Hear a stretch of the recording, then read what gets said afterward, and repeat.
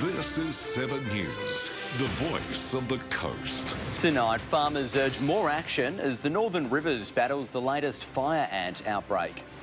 A blitz planned in the Coffs Clarence region to stop cane toads from heading any further south. I'm Daniel Gibson. Later on this news hour, a rescue mission's underway after at least one person is killed in a helicopter crash off Japan. And an early Christmas present for mortgage holders. 7 News begins now. Good evening. New South Wales farmers are calling for a review into a recent fire ant outbreak in South Murwillumbah. While a new bill to establish an independent biosecurity commissioner is a good thing, the pests need to be a top priority.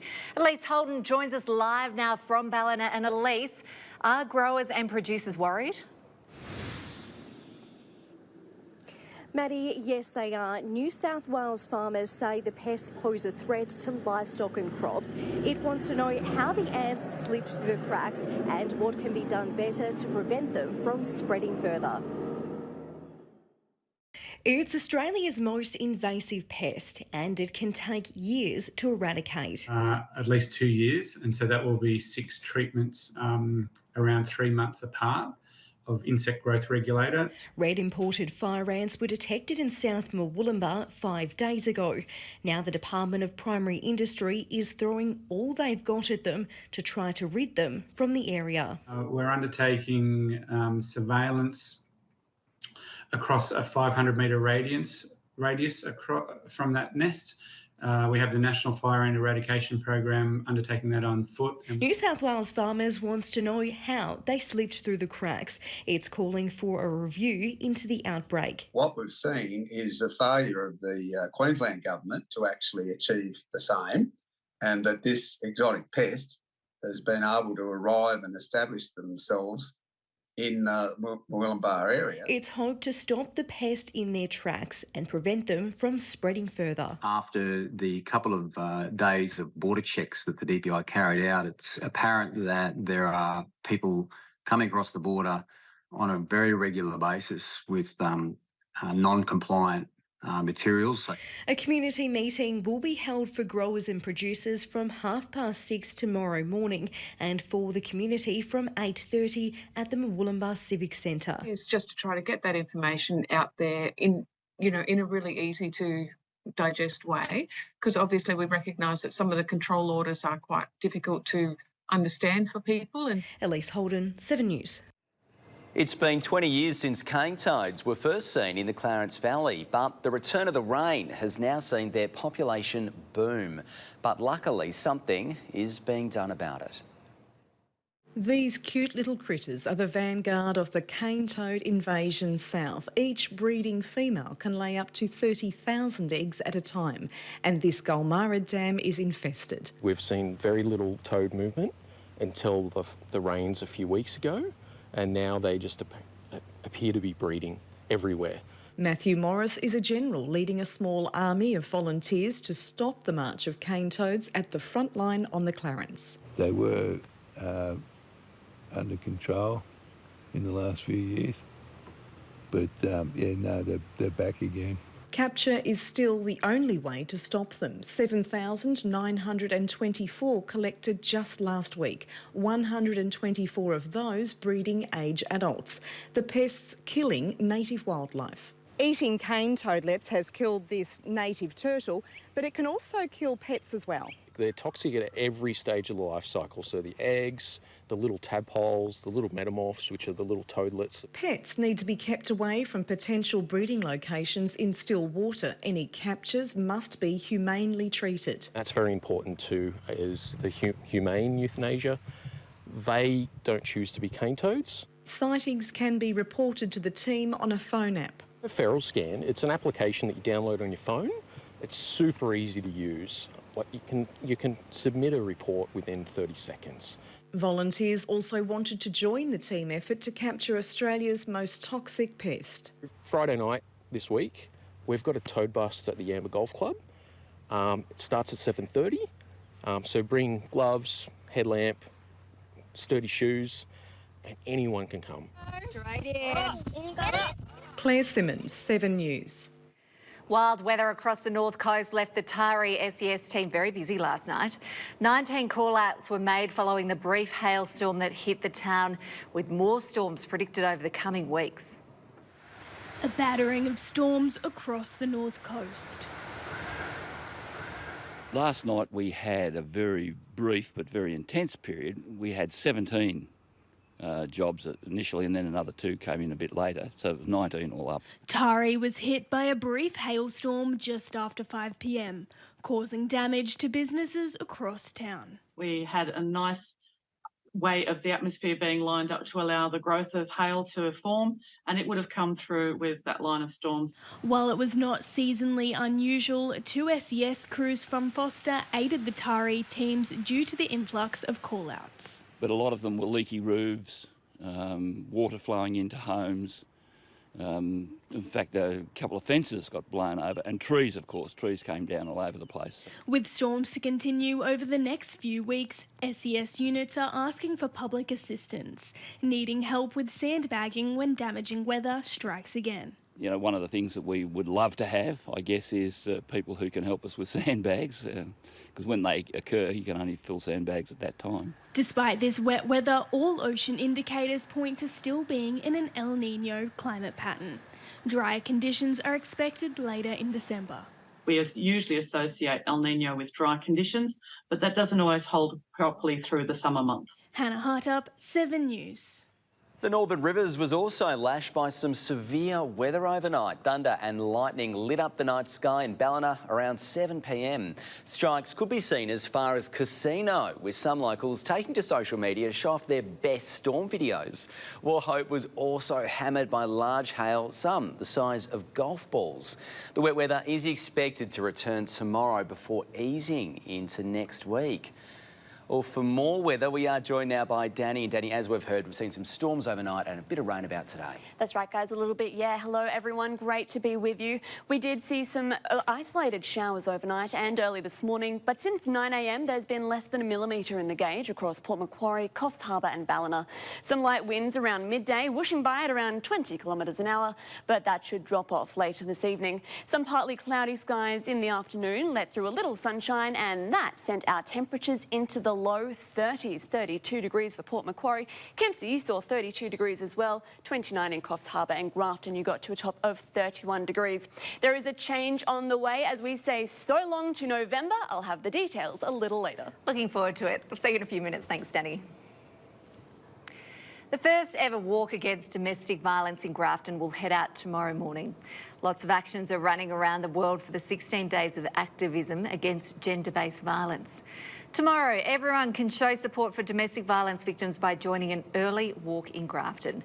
The walk starts at Memorial Park and goes across both bridges. If you know a woman, a mother, your sister, your wife, your girlfriend, your niece, your cousin, come and show your support. Talk's great, it's fantastic, but action's better. Come out, show your support, get involved in something. The Say No to Domestic Violence walk starts at 7:45 tomorrow morning at Grafton's Memorial Park. And if you or anyone you know needs support, you can contact 1800-RESPECT. That's 1800-737-732. A Buy Local campaign funded by COVID grants is now coming to an end. And while the Clarence Valley gift cards are still being sold, lots of people still haven't spent any of the money that they received last year. There is nothing like wandering aisles of products in a neighbourhood shop to inspire the purchase of that hard-to-find gift for someone special. So a campaign to buy local helped this South Grafton store, hurting after the pandemic pushed more shopping online. We're not big fans of things like Cyber Mondays because all the big supermarkets promote it pretty heavily. The smaller shops like ours, we don't have the same markup as the bigger shops. So we see that takes a lot of money out of small business. The Load Local Love gift cards are now accepted at 150 Clarence Valley businesses. Well, the butcher shops are doing very well. We know that a lot of the music shops are doing quite well with it. I mean, the Clarence is full of lots of eclectic little businesses. Buy local promotions help keep stores open by circulating money in the region. It's a local card. It keeps the money in the Clarence Valley, and that's, small businesses really need a hand at the moment, so it was a great incentive introduced from the Clarence Council. We love it. To be effective, purchase gift cards need to be spent in participating businesses as well. Of the $33,000 which has been put onto Load Local Love gift cards, about $12,000 is still to be spent in the community. Load Local Love cards will be offered for sale through Christmas, but the program may be wound up next year. Claire Simmons, 7 News. Mid-Coast Council is seeking community feedback on their draft koala conservation strategy to guide the long-term management of the animal in the region. Community members can attend consultation sessions next Tuesday in Tanoni, Wednesday in Bulahdelah or Thursday in Gloucester. This strategy is a critical step in reversing the decline of the local koala population in the area, which was heavily affected during the 2019 bushfires. Well, up next in 7 News, a cute and cuddly reason to take the kids on a road trip these holidays. And an Aboriginal artist shares his culture through art. And a little later on this news hour, at least one airman killed as a US military helicopter crashes off the coast of Japan. The cleanup begins as floodwaters recede on the south coast. And another sign, there'll be no more interest rate rises. Experts cast promising predictions for the new year.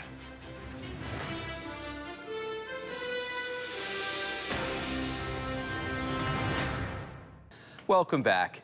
A proud Indigenous man living in Taree is using his art to share his culture with the community. Brett Roberts is a client at Valley Industries and began painting as a boy with his local elders. Valley Industries client and proud Dungutty man, Brett Roberts is spreading his culture through art. Oh, I don't know, just love doing my art, culture. Growing up in Lismore and Kempsey, Brett's love for art was inspired by the elders in his community. My uncles and aunties always used to teach us a little bit of this and a little bit of that. From life-size goannas and snakes to boomerangs and tribal totems, Brett's work aims to bring the dream time to life. Now living in the Manning Valley on Biripi country, his next mission is to paint the shark. Well, I'm in Biripi now, and they said, "Oh, you've got to paint a shark now. In Biripi shark territory." Oh, right. Most artworks take up to a few weeks to complete, with the didgeridoo being the most challenging. Oh, so the didgeridoos, they got to stand up, and paint them and varnish them. Brett currently sells his art, which is displayed in his home gallery, an accomplishment he wants to share with the entire community. It's a great achievement for Brett to continue with his culture and implement it on the artwork, and it's really rewarding for him to actually sell his artwork and show other support workers and the community his artwork. Brett also designed the logo, which features on the front gate of the Valley Way residential community, established for those living with a disability in the area. Hannah Hartup, 7 News. There might be an extra reason to take the kids on a road trip to Taronga Western Plains Zoo these school holidays. Opening their eyes to the world only last month, these young lion cubs have been bonding behind the scenes with Mum Marion. Now, incredibly cute pictures have been released showing keepers carrying the litter for a crucial vet check. The cubs receiving their first vaccination and microchips along with being weighed as well. The keepers giving each of them a tick of approval to now meet the rest of the family, including Dad Lawazzi. The cubs are tracking along really well. They're developing so quickly, like their confidence is pretty crazy.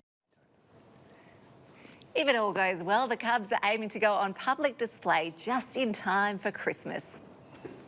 Thousands of people are set to line the Harrington foreshore this weekend for the Marine Rescue Twilight Christmas markets. There'll be a variety of stalls from local businesses across the Mid-North Coast. All the money raised will go to the Crowdy Harrington Marine Rescue Base for operations over the summer. Very busy season coming up in the summer. It's very important for us to be able to put our vessels on the water. It costs us around about $250 an hour to have our big vessel on the water to do rescues. This is just one of the 4 markets the Rescue Base hold every single year. Still to come in 7 years, thousands converge on Port Macquarie ahead of touch football's Senior State Cup. And a marine scientist completes a 4,000-kilometre ride, all for a good cause. Tomorrow on Sunrise, the pushback against soaring electricity and gas bills. We reveal the cheapest energy providers state by state. You could be saving hundreds each quarter. See you in the morning. An Australian marine biologist cycling 4,000 kilometres in an effort to save our oceans has arrived in Byron Bay. Annie Ford, set off from Tasmania 61 days ago on a mission to end seismic blasting off the coast. Hitting the bay in Byron, Annie Ford is on a mission to save our ocean, one pedal at a time. Seismic blasting is the first step in oil and gas exploration. Second step is drilling and third step is extraction. It emits a really loud blast into our oceans every 10 seconds and those blasts are louder than an atomic bomb. Annie rode into the region last night after completing 4,000 kilometres on her bike from Tasmania. Some massive days out there. Massive days paired with headwinds is quite torturous. I've never had a sore bum or sore feet. She battled wild weather and flash flooding along the way. 2 days ago, I was riding through rivers on the road.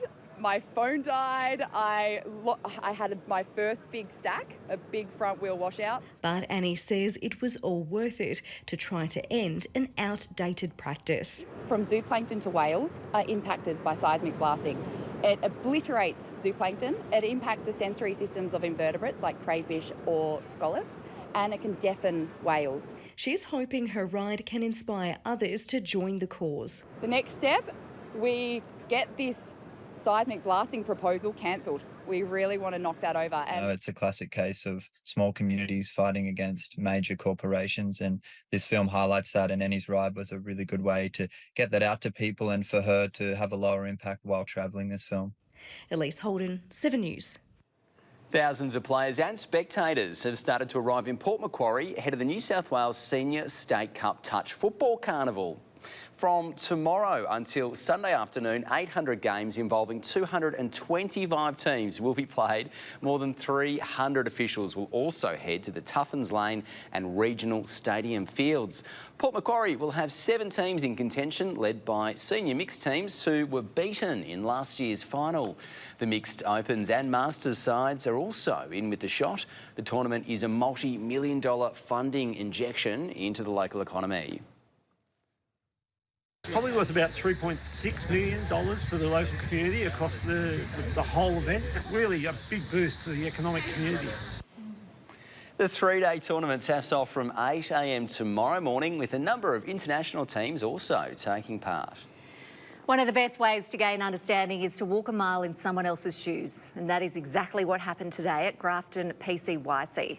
Putting able-bodied people into wheelchairs for the first ever Clarence Inclusive Trophy exposed players to the challenges of negotiating the world of wheels. Politicians took on the All-Star Police in the opening match.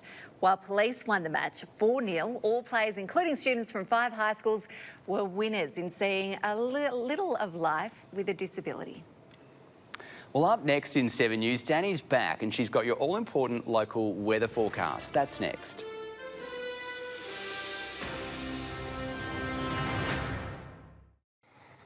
Hello again. Let's take another look at that weather picture. Today we saw a low pressure system bring rain, storms and gusty winds to eastern New South Wales and Victoria. Tomorrow those showers are set to continue while a high keeps the west dry with gusty winds in the south. Now that high pressure should move across our patch around Sunday. Those showers, as it pushes those showers out to sea, I should say, there could still be a little more rain on the forecast around the far north coast before conditions settle into the middle of next week. Even with that dry weather on the horizon though, there's still a little rain left on the radar for the next 8 days, around 5 millimetres from Port Macquarie to Ballina.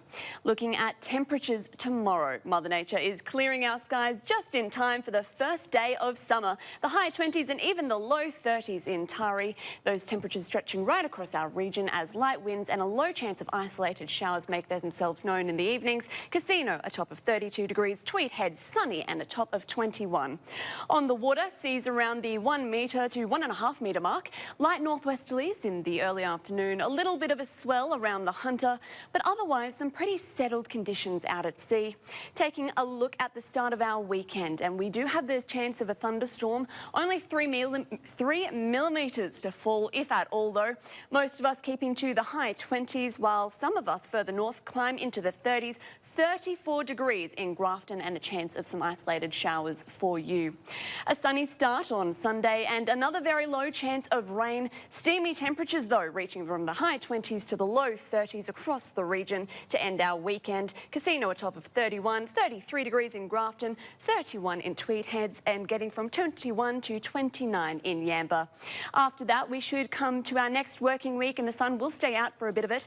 A bit of rain for the first few days, though, but eventually that first week of December will be pretty on brand and very warm and sunny. Christmas won't be far after that. And guys, please tell me where I can get a cute lion cub like we saw earlier tonight. I know, they were cute. Well, you're going to have to head off to the zoo. Go and check it out. I'll be there. Road trip. Thanks, Daddy. See you later. Now, let's take a look at fuel prices across the region. The best for unleaded in Lismore is $2.04 at the service station there in town. Well, any service station there in town. The best for diesel is $2.18 at the Liberty. In Yamba, Access Fuel has unleaded posted at $1.97. Diesel is $2.14 there. The Independent Servo in Kempsey has unleaded at $1.89 and diesel for $1.98. And at Gloucester, unleaded is posted at $1.88 at Gloucester Tyre and Auto. And the diesel there is $1.98 as well. And that is all we have time for tonight. Thanks for watching. You can always catch up on our website or, of course, at 7+. Right now, though, Dan has your national news. Have a lovely night. We'll see you again tomorrow night for 6 o'clock. See you there.